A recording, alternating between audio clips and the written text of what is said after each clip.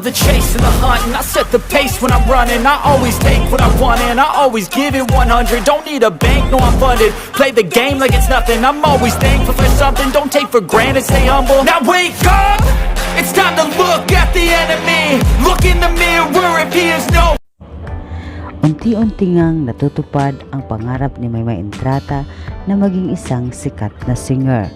Unti-unti na nga niya itong nakukuha ang isa sa kanyang mga pangarap. Kamakailan lang ay nag-launch ito ng kantang Ama Ka Bugera na kung saan ito po ay nag-trending at nag-viral sa lahat ng social media. At naging viral pa ito sa TikTok at talaga naman ilang kabataan ito ay nahumaling sa kanyang kanta. Pati na rin ang mga foreigner ay hindi napigilan magbigay ng reaksyon sa kanyang kantang Ama Ka Bugera. Matagumpay man na pinasok ni Maymay Entrata ang mundo ng singing, kaya naman guys marami sa ilan sa kanyang mga fans na namimiss siya sa telebisyon. Namimiss si Maymay Entrata pagdating sa aktingan.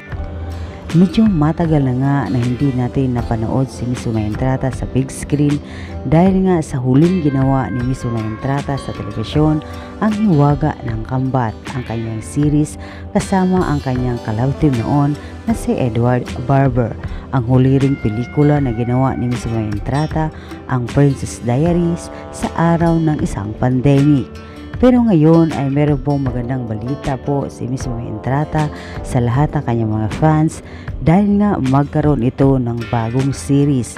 Hindi natin alam kung saan ito mapapanood, sa ABS-CBN ba or sa I Want TFC.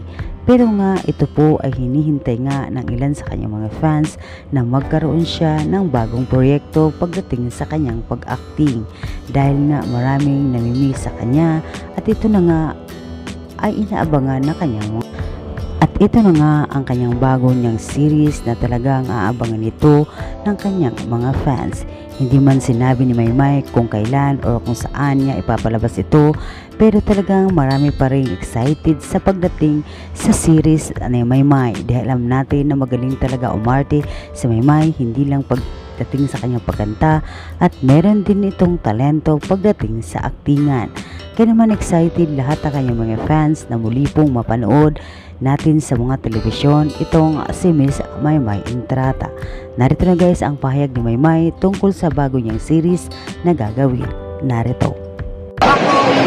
Meron po kaming series po. Magsisimulan friendship namin bukas. Tapos ayun, kakalitan lang din po ng bagong album po.